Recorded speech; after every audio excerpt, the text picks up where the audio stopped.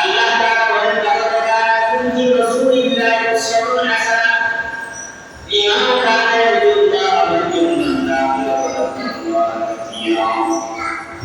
আল্লাহ তাআলা বলেন তোমাদের জন্য নবী জীবনের মধ্যে রয়েছে উত্তম আদর্শ, উসওয়াতুন হাসানাহ লিমান কানা ইয়ারজুল্লাহ ওয়াল ইয়াউমাল আখির। যে ব্যক্তি আল্লাহ তাআলা কুরআনের সাথে আশা করে এবং কিয়ামতে কি পরকালে বিশ্বাস রাখবেন। ওয়া যাকারাল্লাহ কাসীরা, আল্লাহ তাআলা বেশি বেশি জিকির করবেন। তাদের জন্য রয়েছে উত্তম আদর্শ জীবন। লাকাদ কানা লাকুম ফী রাসূলিল্লাহি উসওয়াতুন হাসানাহ লিমান কানা ইয়ারজুল্লাহ ওয়াল ইয়াউমাল আখির ওয়া যাকারাল্লাহ কাসীরা। নবী যেদিন আগমন করছেন সেদিন পারস্য সাম্রাজ্য বিশাল সাম্রাজ্য, পারস্য সাম্রাজ্যের পুরা রাজপ্রাসাদ ভূমিকম্প আসলে জমিন যেভাবে থরথর করে কাঁপতে থাকে, ওই দিন পারস্য সম্রাটের রাজপ্রাসাদ সেভাবে কেঁপে উঠেছিল। এবং সাথে সাথে পারস্য সম্রাটের যে গম্বুজ ছিল তার রাজপ্রাসাদের উপর, ওখান থেকে 14টি গম্বুজ ভেঙে পড়ে গিয়েছিল। পারস্য সম্রাট রাজা উনি ভয় পেয়ে গেলেন যে ব্যাপার, আজকে ওরা রাজপ্রাসাদ কেন ভেঙে উঠল এবং রাজপ্রাসাদের কি ধ্বংস কেন ভেঙে পড়ল, উনি ভয় পেয়ে গেলেন। আবার এক ধর্মযাজক খ্রিস্টানদের উনি এসে বলতেছেন, আমি আজকে রাতে এক মারাত্মক ভয়ানক স্বপ্ন দেখেছি। বলে কি স্বপ্ন তুমি দেখেছ? বাচ্চাকে বলতেছে, ওই ধর্মযাজক তিনি খ্রিস্টানদের ধর্মীয় গুরুজি বলতেছেন যে আমি স্বপ্নের মধ্যে দেখতেছি আর উপদিনের মধ্যে একটা ঘোড়া, আর উত্তরদিনের মধ্যে একটা ঘোড়া, আর ওই ঘোড়া বিশাল এক পেটনা নিয়ে দিক দিগন্তে ছড়িয়ে পড়ছে এবং পারস্যের জমিনগুলো একের পর এক বিজয় করে নিচ্ছে এবং তাদের রাজত্ব প্রতিষ্ঠা করতেছে। এটা শুনে ওই পারস্য সম্রাট রাজা আরো ভয় পেয়ে গেলেন যে আমার কোনো পতন নিয়ে আসছে নাকি। একজন স্বপ্নের ব্যাখ্যা দেখার পর বলতেছে, এই স্বপ্নের ব্যাখ্যা কি হতে পারে? একটা আরোহী ঘোড়া বিশাল এক পেটনা নিয়ে আরব রাজ্য থেকে আরব উপদ্বীপ থেকে চতুর্দিকে ছড়িয়ে পড়ছে এবং চতুর্দিকে ছড়িয়ে পড়া পর সেখানে সব দিকে তাদের রাজত্ব প্রতিষ্ঠা হচ্ছে। কি ব্যাপার? এই স্বপ্নের ব্যাখ্যা কি হতে পারে? তখন ওই স্বপ্নের ব্যাখ্যাকার রাজাকে স্বপ্নের ব্যাখ্যায় বলতেছে, আজকে হইল আরব উপদ্বীপে শিশু জন্ম হয়েছে। এমন এক শিশু জন্ম, যে শিশু কুফরের যে রাজমহল কায়েম হয়েছে, কুফরের যে রাজত্ব কায়েম হয়েছে, সেই কুফরের যে রাজত্ব সেটা প্রতি 10টা হবে, সেটা ধ্বংস করে দিবে।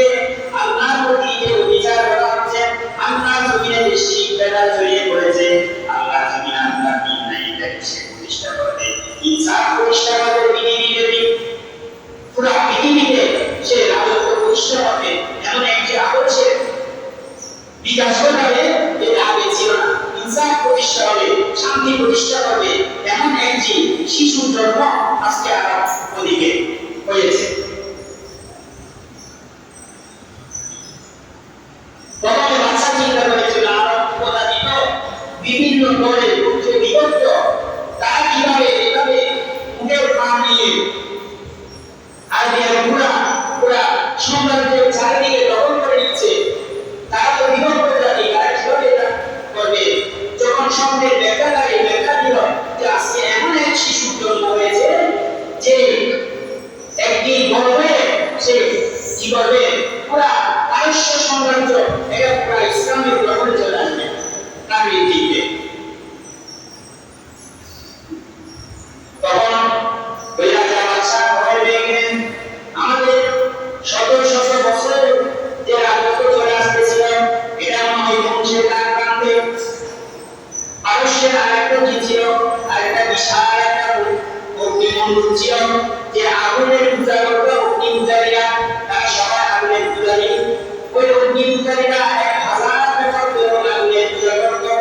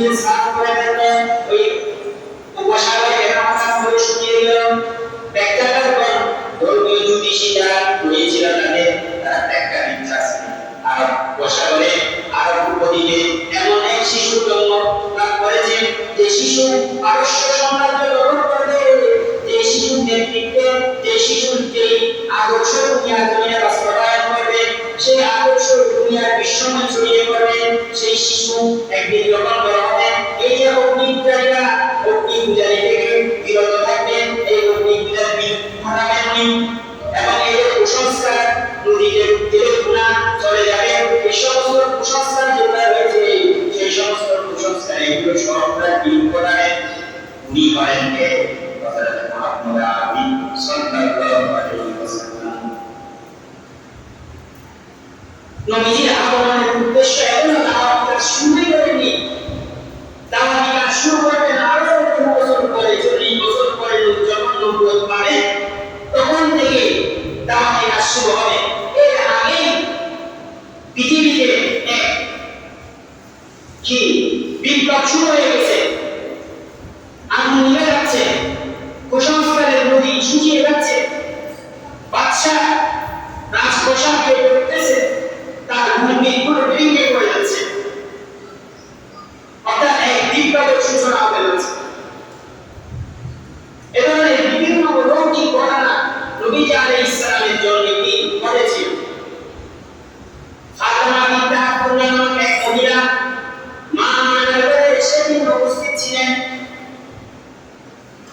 উনি দেখতেছেন যখন বিশ্বনবী হযরত মুহাম্মদ আরবি সাল্লাল্লাহু আলাইহি ওয়াসাল্লাম দুনিয়ার জমিনে জন্মগ্রহণ করবে, সেদিন দেখতেছেন আসমান থেকে আকাশের তারাগুলো আসমানে সরে গেছে, সে আকাশের তারাগুলো নিচে নেমে আসতেছে, নিচে নেমে এসে মুহাম্মদ আরবিকে সিজদা করে সম্মান জানাচ্ছে, অভিবাদন জানাচ্ছে, ও মুহাম্মদ আরবি ওয়া মা আরসালনাকা ইল্লা রাহমাতাল লিল আলামিন, আপনি পুরো জমিনের জন্য রহমত স্বরূপ, আপনি বিশ্বনবী, আপনি শ্রেষ্ঠ নবী, আহাদ ওয়াসাহাবান মারহাবান। আর পুরো আকাশের থেকে জমিনের মধ্যে আসতেছে ফাতেমা বিনতে আব্দুল্লাহ এই মহিলা মা আমানার বয়সে ছিলেন, তিনি পরবর্তী ঘটনা বর্ণনা করেন যে আসমান থেকে তারাগুলো নিচে নেমে আসছিল। রাসূল আরবি জন্মের সময়ে বিভিন্ন অলৌকিক ঘটনা ঘটে, এটাই বিশ্ববাসীকে জানিয়ে দিয়েছে যে এই নবীর জন্মের মাধ্যমে পুরো বিশ্ব এক শান্তির আবহ ছড়িয়ে পড়বে, এক ইনসাফের পৃথিবী কায়েম হবে, ইসলামের পৃথিবী কায়েম হবে, আল্লাহর একত্ববাদের পৃথিবী কায়েম হবে। এই মেসেজ প্রথম দিন থেকে নবী আলাইহিস সালামের জন্মের দিন থেকে সেটা বিশ্ববাসীকে এই মেসেজের বার্তা পৌঁছে দিতে চেয়েছেন আল্লাহ।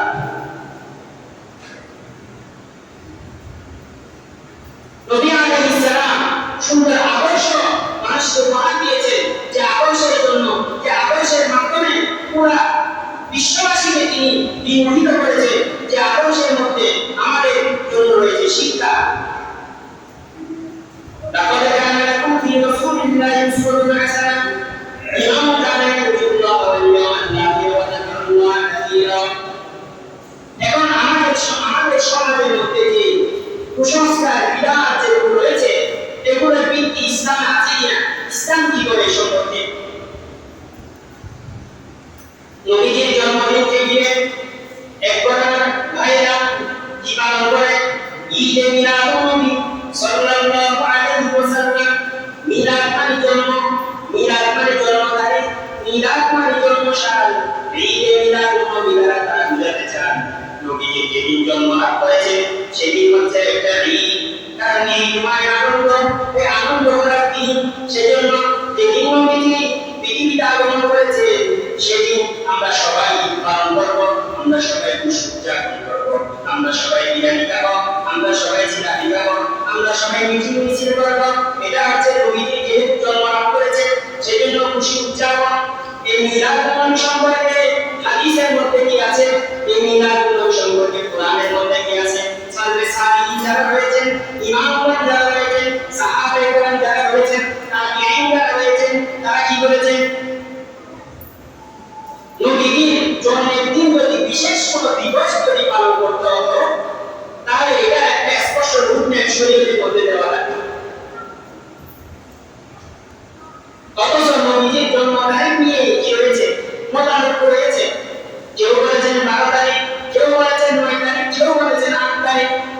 এই মতামত এটা আল্লাহ তাআলা কি করে দিতেন কোরআন নাযিল করে হলেও অথবা এলহামের মাধ্যমে হলেও নবীকে জানিয়ে দিতেন যে আপনার জন্ম তারিখ এই দিন, আপনি এই দিনকে কেন্দ্র করে বিশেষ কোন আমল জারি করেন, বিশেষ কোন মিছিল মিটিং জারি করেন, এটা আল্লাহ তাআলা জানিয়ে দিতেন। কিন্তু সাহাবায়ে কেরামদের নিয়ে রাসূল যে বলেছেন ওয়া খায়রু উম্মতি কারনি সুম্মা আল্লাযিনা ইয়ালুনাহুম সুম্মা আল্লাযিনা ইয়ালুনাহুম, আমি যে যুগে বসবাস করছি এটা হচ্ছে সোনালী যুগ, স্বর্ণের যুগ। এরপরে আমার পরে যারা আসবেন তার পরবর্তী 100 বছর সেটা হবে সোনালী যুগ, এরপরে যারা আসবেন সেটা হবে সোনালী যুগ। এবার 300 বছর পর্যন্ত সোনালী যুগ বলে রাসূল সাল্লাল্লাহু আলাইহি ওয়াসাল্লাম কি বলেছেন হাদিসের মধ্যে স্পষ্ট করেছেন এই 300 শতাব্দী এই সোনালী যুগে কোন ইমাম থেকে কোন তাবিঈন থেকে কোন সাহাবায়ে কেরাম থেকে ঈদে মিলাদুন নবী নামক কোন এই ঈদে মিলাদুন নবী শব্দটা পর্যন্ত তারা ছিল না। ঈদে মিলাদুন নবী নামক কোন এই রসমের সেই সময় প্রচলন ছিল না। এবার ইসলামের মধ্যে এবার কোনো ভিত্তি নাই। আরো বলতেছি নাউজুবিল্লাহ ইয়াজুবিল্লাহ সকল দিকে ইসরাঈল ঈদে মিলাদুন নবী, অথচ ইসলামের মধ্যে ঈদ রয়েছে কয়টা? দুইটা, ঈদুল ফিতর, ঈদুল আযহা। নবী আলাইহিস সালাম মক্কা থেকে যখন হিজরত করে মদিনা চলে গেলেন তখন দেখতেছে জাহেল সমাজের মানুষেরা এই দুইটা দিনের মধ্যে আনন্দ উদযাপন করতেছে।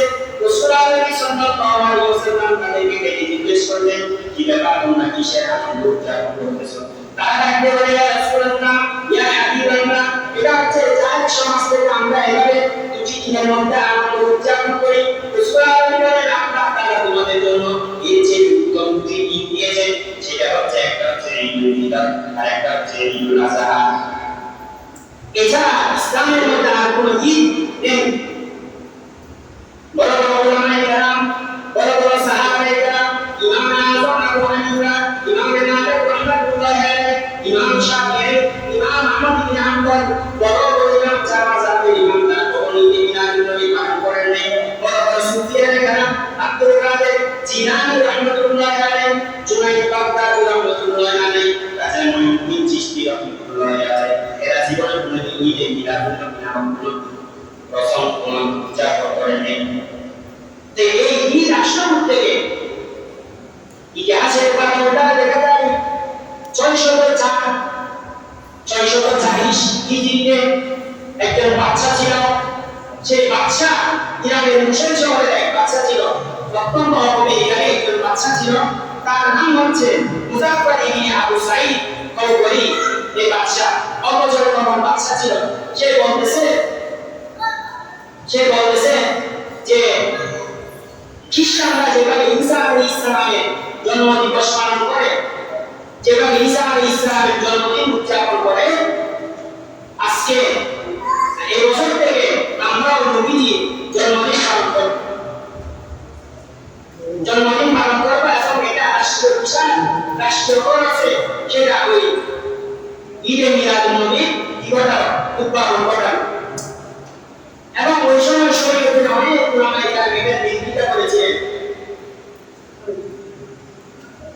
শরীয়তে অনেক উলামায়ে কেরাম এটা নির্দিষ্ট করেছিলেন যে ঈদে মিলাদুন নবীর মতো এরকম নতুন শরীয়তের আবিষ্কার এটা ইসলামের মধ্যে এটার কোনো ভিত্তি নেই। এটা বলার পর কিন্তু ওই বাদশা একজন দরবারে আলেম, তার নাম হচ্ছে আবু রাদ্দা গুমানি ইবনে তাকে কোটি টাকা তাকে হাদিয়া দিয়ে তার মাধ্যমে এই ঈদে মিলাদুন নবী প্রচলন শুরু করেছিল। এই 604 হিজরির পর থেকে পরম্পরা আস্তে আস্তে এই পর্যন্ত আমাদের পর্যন্ত এই সমাজের মধ্যে এই বিধান চালু হয়েছে। যারা এই ঈদে মিলাদুন নবী পালন করে না তারা নাকি ওয়াহাবি। তাহলে তো সাহাবায়ে কেরাম কখনো জীবনে ঈদে মিলাদুন নবী পালন করেন নাই, তারা ওয়াহাবি। আল্লাহ পাক রব্বুল আলামিন কোরআন নাযিল করেছেন, কোরআনের মধ্যে আল্লাহ তাআলা ঈদে মিলাদুন নবী কথা বলেন যে আল্লাহ পাক ওয়াহাবি।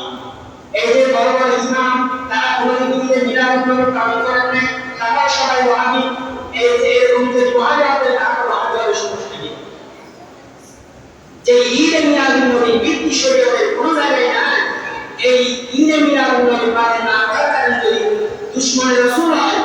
দুশ্মন হয়, তাহলে এটা কোন ধরনের যৌক্তিকতা, যেটা ইসলামের মধ্যে নেই। অথচ যখন নবীকে গালি দেওয়া হয়, নবী ইজ্জত দিয়ে যখন নাস্তিকরা চিনে নিয়ে গেলে, তখন তারা থাকে ঘুমের মধ্যে। শুধু একদিন নবী প্রেম, তাদের অভিযোগ পুরা শহর রাস্তাঘাট ব্লক করে মানুষকে কষ্ট দেওয়া, এটা বলে নবী প্রেম। অথচ নবীজির আদর্শে এগুলো নাই, ইসলামের মধ্যে এগুলো নাই।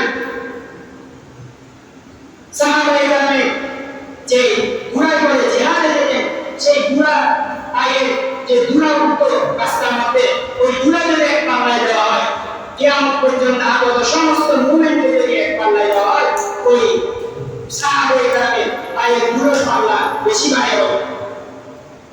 সাহাবায়ে কেরাম এত বেশি নবীজিকে মহব্বত করতেন, ওই তারা কোরবানি নিয়ে বিনা কোরবানি পালন করেন নাই।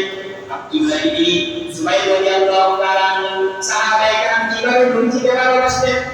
নবীজি একবার শরীরের মধ্যে শিঙ্গা লাগলেন, শিঙ্গা লাগানোর পর আব্দুল্লাহ ইবনে জুবাইর বলে গেলেন, আব্দুল্লাহ ইবনে জুবাইর, তুমি রক্তগুলো খাবার রক্তগুলো নিয়ে কোথাও একটা জায়গায় দিয়ে দিতে পারো। আব্দুল্লাহ ইবনে জুবাইর কিছুক্ষণ পর যখন আসলেন, তখন আব্দুল্লাহ ইবনে জুবাইর জবাব দেন, ও আব্দুল্লাহ ইবনে জুবাইর, তুমি আমার রক্তগুলো কি করেছো? বলে, ইয়া রাসূলুল্লাহ, ইয়া হাবিবাল্লাহ, রক্তগুলো আমি দিয়ে ফেলেছি। রাসূলুল্লাহ নবী বলেন, না তামাসসাকান্না ওয়া আমারা, তোমাকে কখন যে শরীরের মধ্যে আমার অংশ আর শরীরের মধ্যে প্রবেশ করেছে, সেই শরীরে কোনোদিন আর আপনি স্পর্শ করবে না। সাহাবায়ে কেরামের মধ্যে আরেকজন সাহাবী ছিলেন আব্দুল্লাহ ইবনে সাঈদ রাদিয়াল্লাহু তাআলা। সাহাবায়ে কেরামের অধিকাংশ সাহাবী ছিলেন যখন কাজে বের হতো, যখন কোথাও সফরে যেত, তখন আগে এসে নবীজিকে একবার এক নজর দেখে যেতেন, এক নজর দেখে পরে কাজে যেতেন, এরপরে সফরে যেতেন। এক সাহাবী আব্দুল্লাহ ইবনে সাঈদ রাদিয়াল্লাহু তাআলা, তিনি যখন মদিনায় এক বাগানে কাজ করছিলেন, যে একজন গিয়ে তাকে সংবাদ দিল যে নবীজি আলাইহিস সালাম ইন্তেকাল করেছেন, তার আকাশ বাতাস বাইরে হয়ে গেছে। তিনি চোখ বন্ধ করে জমির মধ্যে বসে গেলেন, ও আল্লাহ, এতদিন যাবত আমি নবীজির চেহারা দেখে বাগানে কাজ করতে আসলাম, আজকে তো নবী চলে গেলেন, আমি এই চোখ দিয়ে কাকে দেখবো? ও আল্লাহ, এটা চোখ আমি বন্ধ করতাম, আমার আর চোখ খোলার দরকার নাই, যে চোখ দিয়ে আমি নবীকে দেখবো না। আল্লাহ, আপনি আমার চোখটা বন্ধ করে দেন, আমি আর কোনো জিনিস দেখতে চাই না, আমাকে আপনি বন্ধ করে দেন। আল্লাহ তাআলা দোয়াটা কবুল করে নিলেন। ওই সাহাবী অন্ধ হয়ে গেল, মৃত্যু পর্যন্ত আর চোখে দেখেন নাই। সাহাবায়ে কেরাম এত বেশি এভাবে নবীকে ভালোবাসতেন। হুদাইবিয়ার সন্ধির সময় যখন ওই হুদাইবিয়ার সন্ধির সময় ওয়াহিদ মাসউদ আস-সাকাফি তাকে যখন মক্কার অধিবাসীরা তাকে পাঠালো, তখন এই উনি এসে মক্কার মানুষদেরকে বর্ণনা দিচ্ছেন যে তোমরা কার সাথে যুদ্ধ করবে? আমি ইরান বিভিন্ন দেশে বিভিন্ন রাষ্ট্রে সফর করেছি, মোহাম্মদ আরবির মতো তার সাথীরা সঙ্গীরা তাকে যেভাবে অনুসরণ করে এরকম অনুসরণ করতে আমি আর কাউকে দেখি নাই। তিনি যখন কুফেরে সবাই সাহাবায়ে কেরাম সবাই টুকরো গায়ে দেখে নেই, তিনি যখন ওযু বানায় তার ওযুর পানিগুলো মাটিতে পড়তে দেয় না, সাহাবায়ে কেরাম ওই ওযুর পানিগুলো গায়ের মধ্যে রেখে নেয়। তিনি যখন কথা বলেন কেউ আওয়াজ করেন না, কেউ উচ্চ স্বরে তার সাথে কথা বলেন না, কেউ চোখ উঁচু করে তার দিকে এভাবে তাকান না, এভাবে তাকে সম্মান করেন। এমন মানুষ, এমন ভক্ত আমি আর দুনিয়ার জীবনে কোথাও দেখি না। সাহাবায়ে কেরাম নিজের জীবনের চেয়েও রাসূলুল্লাহকে বেশি ভালোবাসতেন।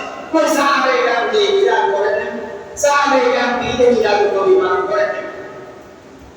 কিয়ামতের ময়দানে যখন রাসূলুল্লাহ সাল্লাল্লাহু আলাইহি ওয়াসাল্লাম হাউজে কাউসারের পাড়ে বসে ওই একটা পেয়ালা করে উম্মতদেরকে, মানুষ যারা উম্মতে মুহাম্মদী তাদেরকে নবী আলাইহিস সালাম চিনবেন, কিয়ামতের দিন আলাদা চিনা যাবে, তাদের মুখ থেকে হাত থেকে ওযুর কারণে ওযুর পানির কারণে তাদের হাত থেকে মুখ থেকে যেই জায়গায় ওযুর অঙ্গগুলো রয়েছে, ওযুর পানি লেগেছে, সেটা থেকে আলাদা একটা রূপ বের হবে। ওটার কারণে নবী আলাইহিস সালাম কি দেখবেন, তাদেরকে চিনতে পারবেন এরা আমার উম্মত। এক পাত্র দিয়ে যাকে পানি পান করা, ওই পাত্র দিয়ে দ্বিতীয় কাউকে পান করানো হবে না, এত বেশি পাত্র থাকবে। একদম আসবেন, তাদেরকে তারা আসার সাথে সাথে নবীও তাদেরকে চিনবেন, তারাও নবীজিকে চিনবেন, সাথে সাথে তাদের মাঝখানে একটা পর্দা পড়ে যাবে। তখন নবী বলবেন যে তাদেরকে আমি চিনতেছি, এরা আমার উম্মত, এদের মাঝখানে আমার মাঝখানে পর্দা কেন পড়ে গেল? ফেরেশতারা তখন জবাব দিলেন, ইয়া রাসূলুল্লাহ, ইয়া হাবিবাল্লাহ, এরা আপনার উম্মত ঠিক আছে, তবে এরা শরীয়তের মধ্যে বেদাত করেছিল, শরীয়তের যেগুলো আপনি শরীয়ত হিসেবে নির্ধারণ করেন না এগুলোকে তারা শরীয়ত হিসেবে প্রচলন করেছিল। তখন রাসূল বললেন সুলতান বিমান আলী যারা আমার পরে আমার শরীয়তের মধ্যে যারা কি করেছ বিদআত করেছ, যারা আমার শরীয়তের মধ্যে নতুন কিছু উৎপাদন করেছ তাদের কাছে আমাদের কাছে পরিমাণ করানো হবে না, তাদেরকে আমি নবী সুপারিশ তাদের জন্য গ্রহণযোগ্য হবে না। তাই এবারে শরীয়তের মধ্যে বিক্রি হবে না, এভাবে ঈদের মিলাদুন নামে নতুন ঈদ বানানো এটা ইসলাম শরীয়ত কোনোভাবেই সমর্থন করে না। এজন্য আমরা যদি প্রকৃত একজন মুসলমান হতে চাই রাসূল ওই দিন রাসূল প্রতি সোমবারে রোজা রাখতেন। সাহাবায়ে কেরাম যখন প্রশ্ন করলেন ইয়া রাসূলুল্লাহ প্রতি সোমবারে কেন রোজা রাখেন? রাসূল বলেন আমার জন্মদিন হচ্ছে সোমবার, আমি সোমবারে জন্ম গ্রহণ করেছি এবং সোমবারে আমার উপর ওহী অবতীর্ণ হয়েছে, এজন্য আমি আল্লাহর কাছে শুকরিয়া আদায় করে আমি রোজা রাখি। আর এরা বিদায় দেয় সিরা বিদায় শহরে মিটিং মিছিল করে এগুলা করে নবীতে আলিয়াহুল্লাহ আমাদেরকে হেফাজত করুন। যদি নবীজির জন্মে যদি শুকরিয়া আদায় করতে হয় নবী কি করেছেন সেটা থেকে নবী রোজা রেখেছেন, আপনি রোজা রাখেন। নবী তো মিটিং মিছিল করেন নাই, সাহাবায়ে কেরাম মিটিং মিছিল করেন নাই। এজন্য নবীজি জন্মের দিন নবীজি কি করেছেন, সাহাবায়ে কেরাম কি করেছেন, তাদের আমল থেকে আমাদেরকে আমল করতে হবে। মন করা একদম একটা ঈদ বানিয়ে সকলের সাথে ঘোষণা দিয়ে এরপর সবগুলোকে দাজ্জাল বেদাত কাফের করে নিজেদেরকে খালি মুসলমান দাবি করার সুযোগ দিয়ে ইসলাম একটা স্পষ্ট উদ্বেগ দিয়েছে যে সিরাতুল মুস্তাকিমের উপর চলতে আপনি প্রকৃত মুমিন, ওখান থেকে বিচ্যুত হলে আপনি পথচ্যুত হয়ে যাবেন, যার মানে আপনাকে যেতে হবে। এজন্য ইসলাম যে স্পষ্ট রূপরেখা দিয়েছেন সেটা অনুযায়ী আমাদেরকে চলতে হবে। বলতেছে এটা আমার ছেলে বড়টা ইউরোপটাকে আমেরিকা থেকে বিশাল কিছু, এটা বড়টা ছোট দেওয়ার জন্য আগে তার ছেলে হতে হবে। এমনি দোকানে গিয়েছে একটা ধরে এটা আমার ছেলে বড়টা হতে হবে, এটা সব নিজের ইশারা ইয়াই করার জন্য আগে ধরে ইসলাম সমর্থিত হতে হবে। এটা তাও কোরআন ইসলাম সমর্থনই করে না, এটা সকল নিজের ইশারা এটা দেখাই দেবে। এজন্য ইসলাম কি বলেছে এই সমস্ত কুসংস্কার বিধান এগুলো থেকে আল্লাহ তাআলা আমাদের সবাইকে হেফাজত করুন। একদম প্রকৃত একজন খাঁটি মুমিন হিসেবে আল্লাহ তাআলার সাথে আল্লাহ তাআলা আমাদেরকে সাক্ষাৎ করার সুযোগ দান করুন। যারা বুঝেন না তাদেরকে আমরা বুঝাবো, তাদেরকে গালি করা তারা গালি দিবে, ওরা বলে সিরাতুল নবী লাকি মারো ঈদে মিলাদুন নবী সফল করো। আস্তাগফিরুল্লাহ নাউযুবিল্লাহি মিন যালিক। সিরাতুল নবী লাকি মারো মানে সিরাত মানে নবীজির 30 পারা কোরআন, সিরাতুল নবীকে লাকি মারা মানে 30 পারা কোরআনকে লাকি মারা, সিরাতুল নবীকে লাকি মারা মানে এই পাত্রীকে লাকি মারা, সিরাতুল নবীকে লাকি মারা মানে দাড়িকে লাকি মারা, সিরাতুল নবীকে লাকি মারা মানে নবীজির আদর্শ টুকিকে লাকি মারা, নামাজকে লাকি মারা। যেদিন জন্মলাভ করেছেন সেদিন তো এসব শরীয়ত ছিল না, নবুয়তের 23 বছর জিন্দেগিতে সিরাতের জিন্দেগিতে তো এগুলা আল্লাহ তাআলা এর পরে এক অবতীর্ণ করেছেন। তো সিরাত মানে এই 30 পারা কোরআন, নবীজির হাজার হাজার লক্ষ লক্ষ হাদিস এগুলো হচ্ছে সিরাতুল নবী। সিরাতুল নবী লাকি মারা মানে নবীজির হাদিসকে লাকি মারা, কোরআনকে লাকি মারা। আল্লাহ তাআলা আমাদের এমন সব উত্তম কর্মকাণ্ড থেকে এই বেদাত ফিরকা এসব উত্তম কর্মকাণ্ড যেগুলা যা আমাদের দিকে মানুষকে চলার পথ আসান করে দেয়, আল্লাহ তাআলা এই সমস্ত বিদআত কুসংস্কার থেকে পুরা মুসলিম উম্মাহকে হেফাজত করুন। সবাইকে সহিহ